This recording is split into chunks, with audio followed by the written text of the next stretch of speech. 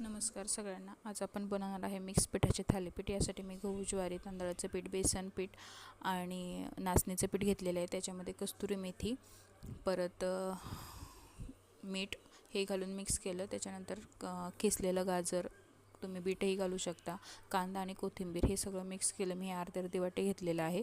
त्याच्यानंतर हे छान मिक्स करायचं अशा पद्धतीनं. जी भाज्या तुमच्याकडे अवेलेबल असेल ते टाकलं तरी चालेल. त्याच्यानंतर मी ही पेस्ट करायची आहे तिखट होण्यासाठी थालीपीठ. यासाठी मिरची, आलं, लसूण, ओवा, जिरं हे सगळं मिक्स करायचं, मीठ टाकायचं आणि ते फाईन पेस्ट करून पिठामध्ये मिक्स करायची. हे पीठ छान हलकं, थोडीशी हळद टाकली तरीही चालते, छान मिक्स करून घ्यायचं. जसं जसं पाणी लागेल त्या पद्धतीने मिक्स करायचं. हे मिक्स करून झालं की छान गोळा करून थालीपीठ थापायचं आहे. हे अशा पद्धतीने पीठ छान मळून घ्यायचं आहे. जसं मी मळते तसं गव्हाच्या पिठासारखं मळायचं नाही, चपातीच्या पिठासारखं, आपल्या भाकरीच्या पिठासारखं मळायचं. हे मी 10 मिनटं भिजत ठेवलं होतं. त्याच्यानंतर तवा गरम करून घ्यायचा.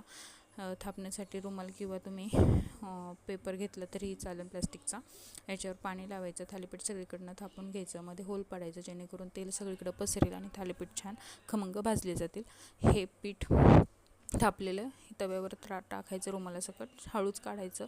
त्याच्यानंतर झाकण ठेवायचं, ते काढायचं. थोडीशी वाफ बसली की थालीपीठ छान खरपूस भाजलं जातं. या प्रकारे दुसरेही थालीपीठ आपण थापून तव्याला छान तेल लावून परत भाजून घ्यायचं. दोन्ही साईडला छान खरपूस भाजायचं. याला जास्त वेळ लागत नाही. खूप छान रेसिपी आहे, तुम्ही एकदा नक्की ट्राय करा. खूप हेल्दी आणि वेट लॉस रेसिपी आहे. मिक्स पिठाचे जे पीठ अवेलेबल असतील त्यानुसार तुम्ही करू शकता. आवडल्यास लाईक, शेअर, कमेंट आणि सबस्क्राईब करायला विसरू नका. थँक्यू.